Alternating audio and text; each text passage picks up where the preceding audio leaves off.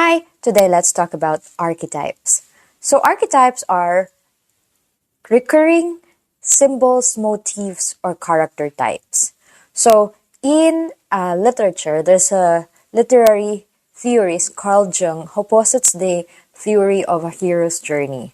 So, archetypes theorizes that there are universal patterns and themes and behaviors that can be found across different cultures and time periods. So archetypes is an attempt to an extent, represent that universal patterns and behavior.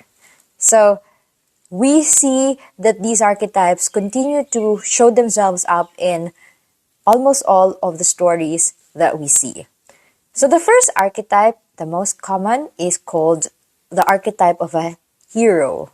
The hero is the central figure in a story who embarks on a quest or journey, often facing challenges and adversaries to achieve a goal or to fulfill a destiny. My novel, Alana's Quest for the Golden Tree, the hero is definitely Alana. Before Odysseus in Homer's The Odyssey, Odysseus is the hero.